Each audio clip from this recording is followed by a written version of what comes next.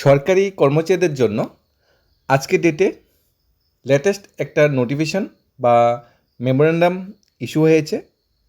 এই মেমোরেন্ডাম দেখে সমস্ত কর্মচারীদের মাঝে একটা খুশির বাতাবরণ সৃষ্টি হয়েছে এবং সমস্ত কর্মচারীরা ত্রিপুরা সরকারকে ধন্যবাদ জানাচ্ছে যে ত্রিপুরা সরকার কর্মচারীর স্বার্থে এই সিদ্ধান্ত নেওয়ার জন্য। পাশাপাশি টেট সংক্রান্ত একটা লেটেস্ট যেটা আপডেট চলে এসেছে, টেট যারা যারা পাস করেছে সবাইকে একসাথে নিয়োগ করার জন্য ত্রিপুরা রাজ্য সরকার চেষ্টা করছে, যার জন্য ভ্যাকেন্সি কিছু বৃদ্ধি করতে হবে। তার জন্য অলরেডি অর্থ দপ্তরে ফাইল পাঠানো হয়েছে শিক্ষা দপ্তর থেকে। আশা করছি আগামী বা নেক্সট মন্ত্রিসভাতে কিছু নতুন পোস্ট ক্রিয়েট করে সবাইকে একসাথে নিয়োগের জন্য রাজ্য সরকার চিন্তাভাবনা করবে, যেহেতু ভ্যাকেন্সি খালি পড়ে আছে। যাই আমরা আগে সরকারি কর্মচারীদের জন্য গুড নিউজ যেটা সেটা দেখে নিই, এরপরে আমরা টেট সংক্রান্ত বিষয়টাও আলোচনা করব। সরকারি কর্মচারীদের জন্য যে গুড নিউজটা এসেছে, এটা এসেছে অর্থ দপ্তর থেকে। এখানে কি বলা হয়েছে, গুড নিউজটা কেন বলছি সেটা আমরা পুঙ্খানুপুঙ্খানুভাবে জানার চেষ্টা করব। ত্রিপুরা যে রুলসটা বা অ্যামেন্ডমেন্টটা হয়েছে সরকারি কর্মচারীদের জন্য, এটার নাম দেওয়া হয়েছে Tripura state civil service rule 17th amendment 2026। এই অ্যামেন্ডমেন্ট অনুসারে ত্রিপুরা সরকারি কর্মচারীরা কী বেনিফিট পাবে সেটাও আমরা এক নজরে দেখে নিই। এখানে বলা হয়েছে after clause C sub rule 1 rule 25 principal rule এ নিউ ক্লজ ডি। আগে 3টা ক্লজ ছিল 25 রুলসে, এ বি সি, এখন ডি দিয়ে আরেকটা রুলস এখানে অ্যাড করা হয়েছে, সিভিল সার্ভিস রুলস অ্যামেন্ডমেন্ট যেটা হয়েছে।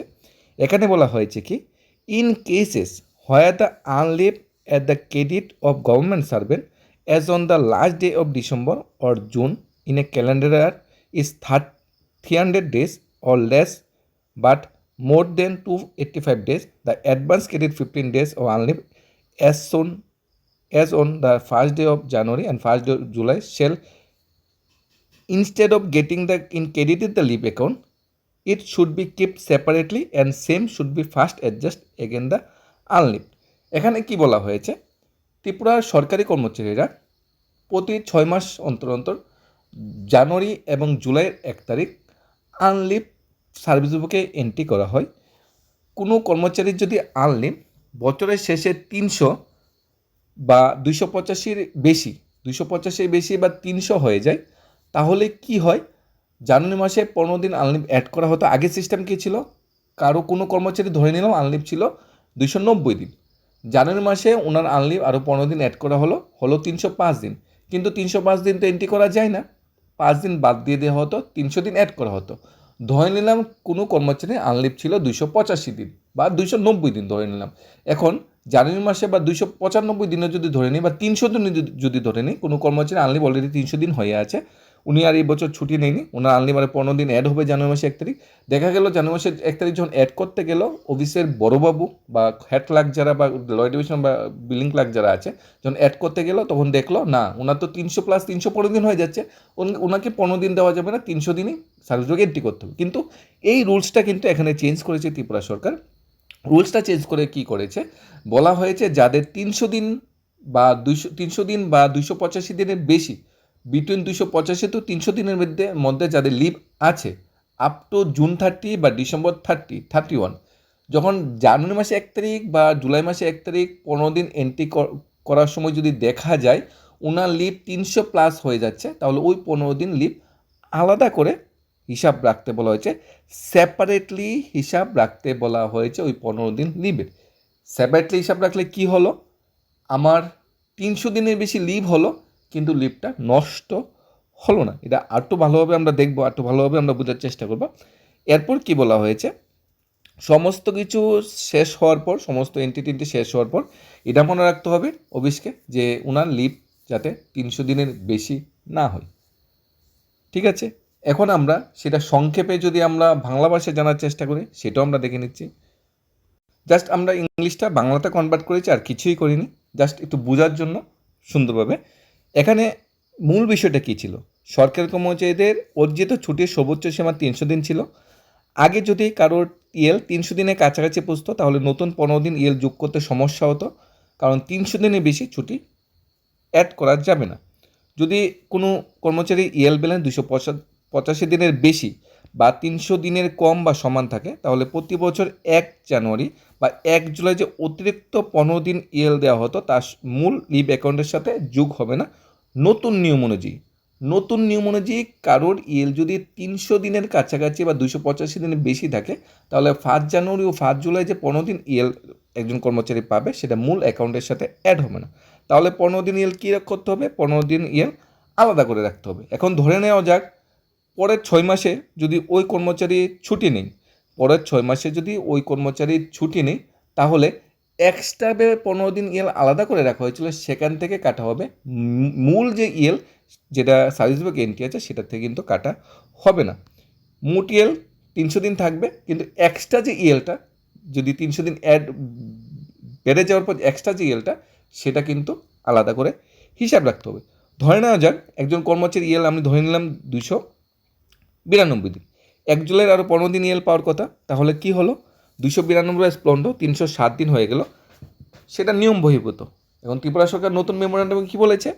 ওই যে 307 হয়ে গিয়েছে, তাহলে ওনার 15 দিন এখানে অ্যাড করা যাবে না, 15 দিন আলাদা করে রাখতে হবে। এখন 6 মাসে যদি পরবর্তী 6 মাসে যদি 10 দিনের সিএল লই, এটা ওই যে 15 দিন আলাদা করে রাখা হয়েছিল সেটা থেকে 10 দিন কাটা হবে, আর বাকি আছে কয়দিন? 5 দিন, সেটা জুন গিয়ে বা ডিসেম্বরের লাস্টে গিয়ে অ্যাড হবে। 300 দিনের বেশি হতে পারবে না। এখন জুলাই মাসে 1 তারিখ যদি আবার দেখা যায় 15টা অ্যাড করার পর 300 প্লাস হয়ে গেছে, সেটাও আলাদা করে রাখতে হবে। এটা কন্টিনিউয়াস প্রসেস। এটা কেন করা হয়েছে সেটাও যদি আমরা জানার চেষ্টা করি, অনেক কর্মচারী আছে চাকরি জীবনের শেষ সময়ে 300 দিন ইএল থাকে না, কারণ শেষ সময়ে 5 দিন 7 দিন ছুটি নেওয়ার পরে 300 দিন ইএল বেনিফিট পাই না। তাই সরকার থেকে এই রুলসটা চালু করা হয়েছে, যাতে সবাই 300 দিনের বেনিফিট ইএলটা যাতে সবাই ঠিকঠাকভাবে পেয়ে যায়। আগে কি করা হতো? 300 দিন ম্যাক্সিমাম সার্ভিস বুক এন্ট্রি করা হতো, বাকিরা বাদ দিয়ে দেওয়া হতো। এখন ত্রিপুরা সরকার বলেছে 300 দিন অ্যাড করার পর যদি বেচতে কিছু থাকে সেটা আলাদা হিসাব রাখতে হবে। পরবর্তী 6 মাস কেউ যদি ছুটি নেয় সেটা ওই আলাদা করে যেটা রাখা হয়েছে সেটার থেকে অ্যাডজাস্ট করা হবে। অর্থাৎ কর্মচারী যারা 300 দিনের কাছাকাছি ইএল থাকলে নতুন ইএল নিতে অসুবিধা হতো, সে অসুবিধাটা দূরীকরণ করা হলো এবং সরকারি কর্মচারীদের জন্য এই চিন্তাভাবনা করা হলো। অর্থাৎ বর্তমান রাজ্য সরকার কর্মচারীর চিন্তাভাবনা করছে, আশা করছি ভবিষ্যতে আরও ভালো ভালো চিন্তাভাবনা করবে কর্মচারীদের জন্য। আরেকটা যেটা নিউজ দুরন্ত টিভির সোর্স অনুযায়ী যেটা উঠে এসেছে, আগেও এই ধরনের সোর্সের যে খবরগুলো উঠে এসেছে সবই বাস্তবে কাগজপত্রে একদম সাকসেস হয়েছে, সফলতা পেয়েছে এবং 100% মিলে গিয়েছে।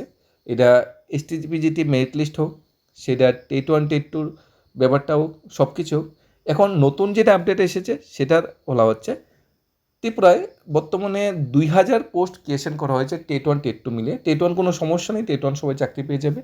টেট 2 যে ভ্যাকেন্সি ক্রিয়েশন করা হয়েছে এর থেকে কোয়ালিফাই ক্যান্ডিডেটের সংখ্যা অনেকটা বেশি, যার জন্য ক্যান্ডিডেটরা বারবার রাস্তা নামছে, বারবার আন্দোলন প্রটেস্ট করছে যে শূন্যপদ বাড়িয়ে আমরা যাতে সবাইকে একসাথে যাতে নিয়োগ করা হয়, সেই ধরনের দাবি দেওয়া টেট পাস ক্যান্ডিডেটরা করছে। ত্রিপুরা সরকার সেই দাবিতে সাড়া দিয়েছে, কারণ ত্রিপুরা সরকারও জানে, ত্রিপুরা শিক্ষা দপ্তরও জানে শিক্ষক পদের ভ্যাকেন্সি কিন্তু হিউজ পড়ে রয়েছে। এবং ত্রিপুরা সরকার 2021 সালেও কিন্তু এইভাবেই তিনটা ধাপে কিন্তু মেরিট লিস্ট প্রকাশ করে কিন্তু চাকরি দিয়েছিল। এবারও সেই পথেই ত্রিপুরা সরকার হাঁটছে। নতুন গ্র্যাজুয়েট টিচারের পোস্ট ক্রিয়েশনের জন্য অর্থ দপ্তরে ফাইল পাঠানো হয়েছে। শিক্ষা দপ্তর থেকে পদ সৃষ্টি করে নতুন পদ ক্রিয়েট করে অর্থ দপ্তরে ফাইল পাঠানো হয়েছে অনুমোদনের জন্য। সব কিছু ঠিকঠাক থাকলে এই মাসের শেষ নাগাদ চূড়ান্ত হতে পারে পোস্ট ক্রিয়েশনের যে বিষয়টা। তাহলে কি হতে পারে? ত্রিপুরা টিআরবিটি বা শিক্ষা দপ্তর অলরেডি 2000 খানা পোস্টের জন্য ভেরিফিকেশন সবটা সেরে নিয়েছে।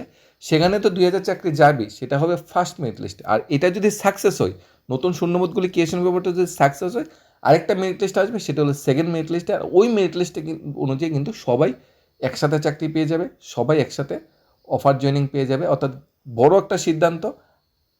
ধন্যবাদ জানাবো ত্রিপুরা সরকারকে, করবার জন্য নমস্কার জানাবো। এই কথাটা, এই বক্তব্যটা বা এই ডিসিশনটা যেহেতু ত্রিপুরা সরকার নিয়েছে, এর সত্যতা যদি ত্রিপুরা সরকার করে থাকে বা এর যদি সত্য হয়ে থাকে, অবশ্যই ধন্যবাদ জানানো দরকার। চাকরি প্রত্যাশী ভাই বোনদের সাথে এত বড় সিদ্ধান্ত নেওয়ার জন্য চারটিখানি কথা নয়, সবাই পাস করছে, সবাইকে চাকরি দেওয়ার ব্যবস্থাপনা ত্রিপুরা সরকার হচ্ছে, মাননীয় শিক্ষামন্ত্রী করছে। আশা করছি ভবিষ্যতে নতুন টেটের নোটিফিকেশন যখন আসবে তখনও যারা যারা পাস করবে তাদের জন্য এই ধরনের চিন্তাভাবনা করবে। এখানে কোনো অন্যায্য দাবি রাখিনি, টেট পাস যারা ক্যান্ডিডেটরা আছে সবাই ন্যায্য দাবি রেখেছে। পোস্ট আছে, চাকরির যদি ক্রিয়েশন কিছু পোস্ট বাড়ানো হয় তাহলে সবাইকে একটা চাকরি দেওয়া যেত। তবে এসটিজিটি ক্যান্ডিডেটরা যে দাবিটা করছে সেটা অনেকটা অযৌক্তিক, কারণ 700খানা পোস্ট এখানে অ্যাডভার্টাইজমেন্ট দেওয়া হয়েছে, এখানে 2000+ পোস্ট খালি পড়ে থাকলেও সবাইকে নিয়োগ কি সম্ভব? যে ত্রিপুরা সরকার অধীনে গ্রুপ সি গ্রুপ ডি ক্যাটাগরিতে 30-40 হাজার পোস্ট খালি আছে, সবাইকে কি জিআরবিটির মাধ্যমে কি 5,000 পোস্টে ভ্যাকেন্সি দিয়েছে, সেখানে কি 6,000 নিয়োগ করেনি তো, কারণ এটা তো আগে থেকেই ভ্যাকেন্সি উল্লেখ করে থাকে। কিন্তু টেটের বিষয়টা আলাদা, টেটের বিষয়টা আগে পরীক্ষা হয়ে যায়, সার্টিফিকেট দিয়ে দেয়, এরপর নতুন করে পোস্ট ক্রিয়েশনে এরপর নিয়োগ হয়। তাই টেট যে চাকরিপ্রার্থীর ভাই বোনরা যে দাবিটা করছে ওটা অনেকটা ন্যায্য দাবি।